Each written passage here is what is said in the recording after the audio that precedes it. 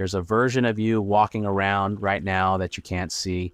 You think you've moved on, you've deleted the photos, maybe you've even been talking to someone new, going out more, doing the things people tell you to do when they say get back out there. But underneath all of that, something is still running, a quiet, invisible signal you're broadcasting into every new interaction, every new conversation, every woman who gets close enough to feel it. And that signal says one thing: I'm not really here. Part of me is still somewhere else. Women feel that, not because they're looking for it, but because emotional availability is something they read automatically, instinctively, the way you read body language without thinking. And the moment she picks up that signal, something in her pulls back, not with a reason she can name, just a quiet instinct that says this one isn't ready. And she moves on before you even got started. Most guys never examine this because it's uncomfortable to look at. It's the way a past relationship, even one that ended a long time ago, can quietly poison every new connection you try to build.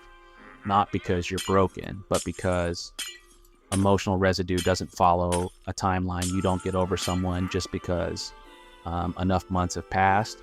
The heart doesn't work on a schedule.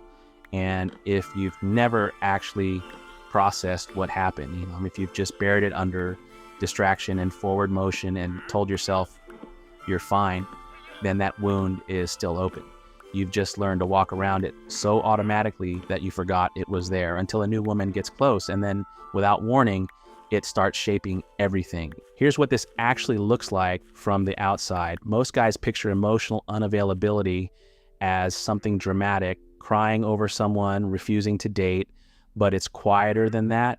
It shows up in the way you hold back in new conversations, the slight distance you keep even when things are going well, the way you become a little colder, right? When something starts to feel too comfortable, too close, too real, it shows up in the comparisons you make without even realizing it. The new girl laughs differently, texts differently, isn't as easy to talk to, or she's too easy to talk to, and somehow that bothers you too.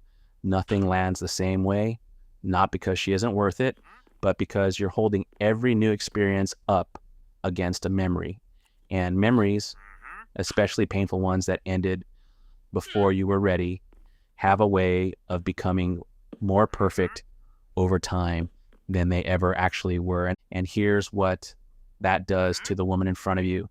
She feels the distance. She feels the comparison, even though you've never mentioned your ex.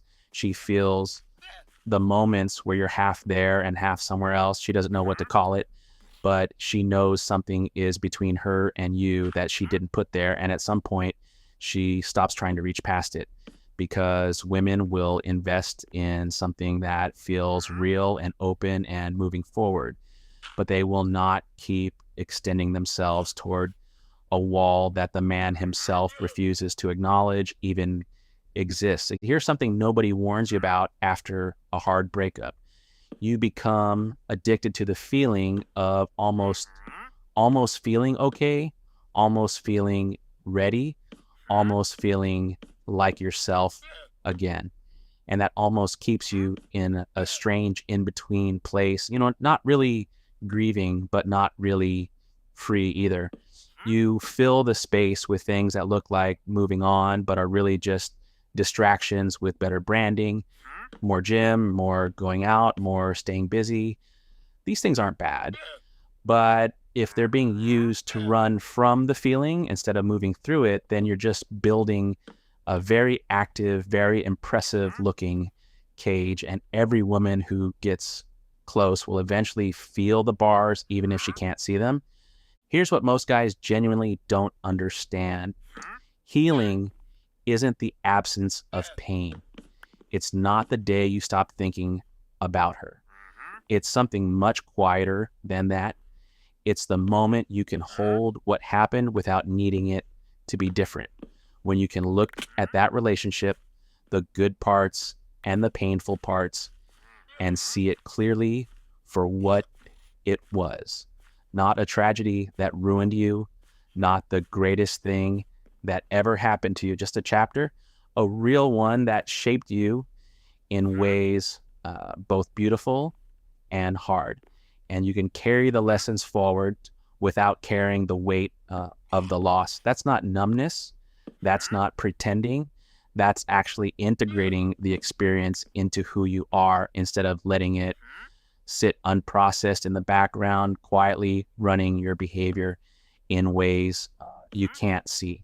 Because until you do that work, you will keep recreating the same patterns. You'll find yourself in the same emotional positions with different women because the lesson from the last situation is still sitting there unlearned, waiting for you to stop moving long enough to receive it. Life has this irritating habit of repeating the curriculum until you pass the class.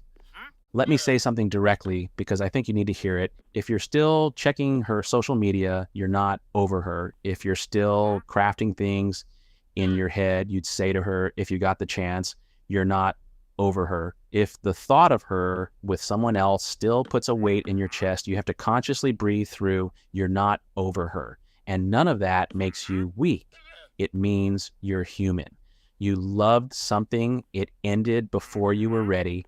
And that is one of the most genuinely painful things a person can go through. But here's where it becomes your responsibility. The moment you can see it clearly, because after that point, staying in it stops being about her and starts being about your own resistance to letting go. And letting go doesn't mean you stop caring about what you had. It means you stop letting what you had have power over what's possible right now.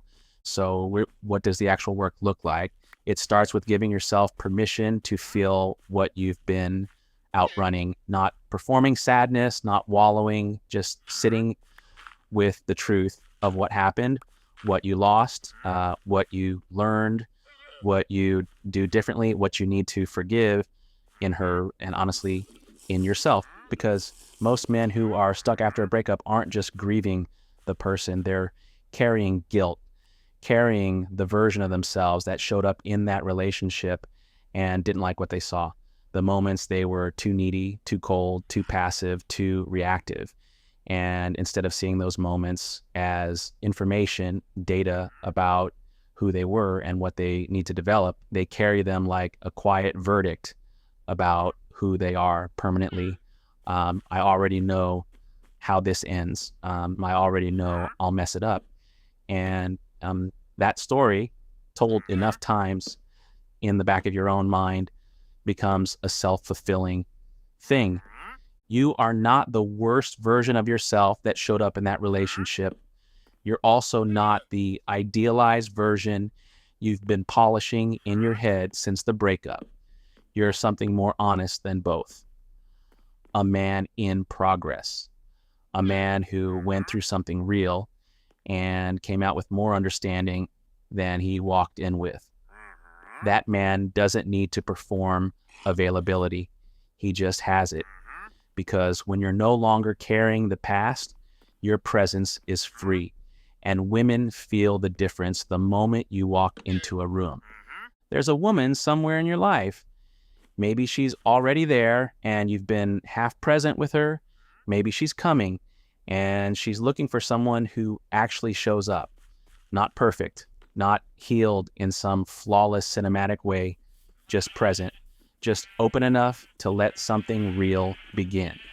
That version of you is the most magnetic thing you could possibly become. Not because healing makes you funnier or smoother, but because a man who has genuinely worked through something heavy and come out the other side with his heart still open, that is a rare kind of person. And people feel that rarity the moment you walk in. So stop running, stop staying busy as a substitute for actually healing. Sit with it. Be honest with yourself about where you actually are, because the better relationship, the clearer connection, the woman who actually fits who you're becoming, all of that is waiting on the other side of the one thing most men refuse to do.